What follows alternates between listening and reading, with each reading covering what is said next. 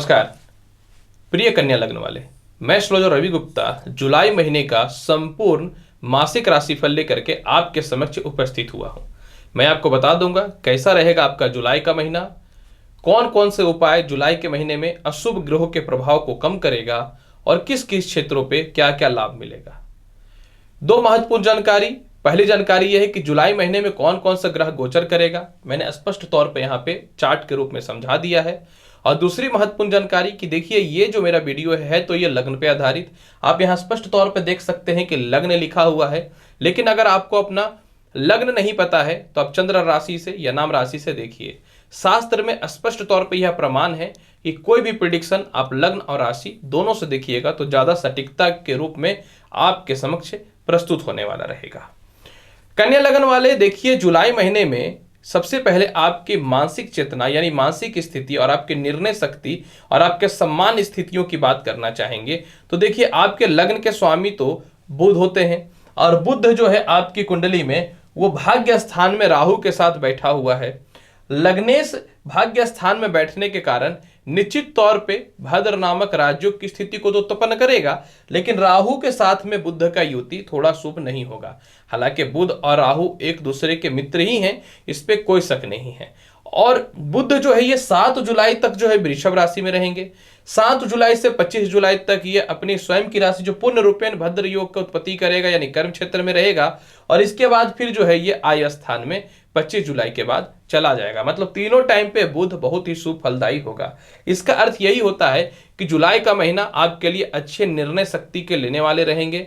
जुलाई के महीने में आपको मान सम्मान, सरकारी कर्म क्षेत्र हो, प्राइवेट कर्म क्षेत्र हो या स्वयं का व्यवसाय हो, सभी चीजों में प्राप्त होने वाला रहेगा। यह निर्णय आपके जीवन का बहुत ही सटीकता और संपूर्ण तौर पे अच्छा साबित होने वाला रहेगा। बस थोड़ा सा सोच समझ के निर्णय लेने की आवश्यकता रहेगी। अगर मैं बात करना चाहूं कर्म क्षेत्र का कैसा रहेगा जुलाई के महीने में आपके जीवन में कर्म क्षेत्र, तो देखिए कर्म क्षेत्र के अधिपति है तो आपकी कुंडली में स्वयं लग्नेश बुध, और यहां पे जो है 16 जुलाई तक सूर्य अभी विराजमान है और बुध जो है 7 जुलाई से लेकर के 25 जुलाई तक कर्म क्षेत्र में रहेगा। यानी निश्चित तौर पे 7 तारीख से लेकर के 16 जुलाई तक एक प्रबल बुध आदित्य योग की भी उत्पत्ति निश्चित तौर पे यहां पे कर देगा, क्योंकि साथ में बुध भी आ जाएंगे। तो इसका अर्थ यह होता है कि कोई भी व्यक्ति नए नौकरी या नए व्यवसाय के अपॉर्चुनिटी लेना चाहते हैं तो आपके लिए कन्या लगन वाले समय बहुत बढ़िया है। जो लोगों को गवर्नमेंट जॉब से रिलेटेड प्रतीक्षा थी, वेटिंग लिस्ट में थे, उनके लिए आने की संभावनाएं बढ़ जाएंगी। प्राइवेट जॉब के चांसेस बहुत ही अच्छे बनने चालू हो जाएंगे। प्रशासनिक क्षेत्रों में आपके नाम और कीर्ति और ख्याति उत्पन्न होनी चालू हो जाएंगी। इसके साथ में जो है बुध फाइनेंस और मैनेजमेंट के कारक है, तो उन क्षेत्रों में भी आपको सफलता के रास्ते देने चालू कर जाएंगे। क्योंकि सूर्य 16 जुलाई तक यहाँ विराजमान रहेगा, तो जो भी व्यक्ति मेडिकल फील्ड वगैरह से रिलेटेड, IAS IPS के कर्म क्षेत्रों से रिलेटेड है तो आपको या पॉलिटिशियन वगैरह से लाभ की संभावनाओं को बढ़ा देगा। यानी निश्चित तौर पे पूरे महीने आपको कर्म क्षेत्रों में कहीं से कोई दिक्कत नहीं उत्पन्न हो रहा है। और एक चीज यहां पे यह है कि फिर आप सोचेंगे कि कर्म क्षेत्रों में कोई नौकरी में परिवर्तन वगैरह के आसार कब तक उत्पन्न होंगे, तो निश्चित तौर पे शुक्र जो है 17 जुलाई तक आप स्पष्ट तौर पे देख सकते हैं कि शुक्र की स्थिति की बात अगर करूं तो 17 जुलाई तक जो है ये कर्क राशि में है। 17 जुलाई से ये सिंह राशि में चले जाएंगे। तो 17 जुलाई के बाद नौकरी वगैरह में अच्छे परिवर्तन के अपॉर्चुनिटी वगैरह आपके जीवन में उत्पन्न होने चालू हो जाएंगे। इस पे कहीं से भी कोई शक नहीं है, क्योंकि शुक्र जो है आपकी कुंडली में फैशन से रिलेटेड, मीडिया से रिलेटेड कर्म क्षेत्रों के कारक हैं, ब्यूटी प्रोडक्ट से रिलेटेड कर्म क्षेत्रों के कारक है और फूडिंग से रिलेटेड कर्म क्षेत्रों के कारक हैं। तो निश्चित तौर पे एक चीज समझना है कि शुक्र और मंगल की युति ठीक नहीं है। फिर भी अगर हम बात करना चाहेंगे तो पूरे महीने आपको इन क्षेत्रों में लाभ मिलेगा, लेकिन 17 जुलाई के बाद लाभ की संभावनाएं थोड़ी ज्यादा बढ़ जाने वाली हो जाएंगी। अगर हम लोग बात करना चाहें कि पूरे महीने आपके जीवन में जो व्यक्ति स्पष्ट तौर पे कह सकता हूं कि धर्म संस्थान से रिलेटेड, इसके अलावा स्पिरिचुअल जस्टिस वगैरह के कर्म क्षेत्रों से रिलेटेड है, तो कैसा रहने वाला है, तो पूरे महीने रेट्रोगेट बृहस्पति है, लाभकारी फल देने वाला रहेगा। सैन्य तरक्की के रास्ते खुलेंगे।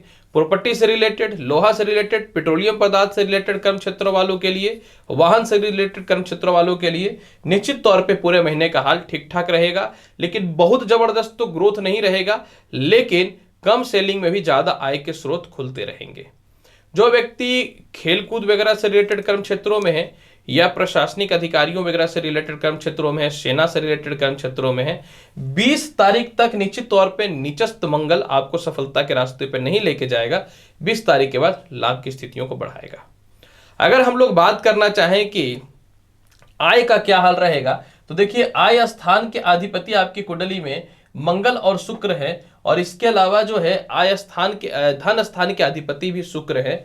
तो शुक्र जो है आय स्थान में बैठा है, तो पूरे महीने धन की कमी नहीं होगी, लेकिन सबसे ज्यादा धन में ज्यादा योग बढ़ना चालू हो जाएगा जब 16 जुलाई से निश्चित तौर पे सूर्य अपनी मित्रगत राशि कर्क में चले जाएंगे। तो आपके जीवन में 16 जुलाई के बाद अथाह धन और तरक्की के रास्ते खुलने प्रारंभ हो जाएंगे। विदेश यात्रा की अगर बात करना चाहें तो विदेश यात्रा का पूरे महीने संजोग आपके लिए बहुत ही लाभकारी है, लेकिन 16 जुलाई के बाद विदेश यात्राओं में प्रबलता देखने को मिलेगा। 16 जुलाई के बाद योग बहुत ही प्रबल देखने को मिलेंगे, और निश्चित तौर पे 17 जुलाई के बाद तो ऐसे भी विदेश यात्राएं, क्योंकि निश्चित तौर पे आपकी कुंडली में भाग्येश द्वादश हो जाएंगे, तो विदेश यात्रा तो होने से कोई भी नहीं रोक सकता है, या विदेशों से एक्सपोर्ट इंपोर्ट के काम की चर्चा करना चाहेंगे। प्रेम संबंध की बात करना चाहेंगे तो पूरे महीने प्रेम संबंध का हाल जो है आपका बहुत ही बेहतर रहने वाला है, लेकिन मैं यही एडवाइस दूंगा कि 17 जुलाई तक प्रेम संबंध थोड़ी वाद विवाद या फिर एक दूसरे के कारण मतभेद की स्थितियों को आपको ध्यान में रखना है। 17 जुलाई के बाद जो भी परिस्थितियां उसमें सुधार की स्थितियां देखने को मिलेंगी। दाम्पत्य जीवन की बात अगर करना चाहे, दाम्पत्य जीवन स्थान का वक्री अधिपति जो है वक्री बृहस्पति निश्चित तौर पे षष्ठ स्थान में है, तो पूरे महीने दाम्पत्य जीवन में तालमेल बहुत ही अच्छे रहेंगे। 17 जुलाई तक विचारों में मौलिकताएं भी बहुत अच्छी रहेंगी, 17 जुलाई के बाद बहुत ही अच्छी मौलिकताएं रहेंगी, लेकिन 17 जुलाई के बाद आपके जीवन साथी के तरक्की के रास्ते ज्यादा अच्छे खुलेंगे। पूरे महीने विवाह से रिलेटेड रिश्ते बहुत ही अच्छे आने वाले हैं।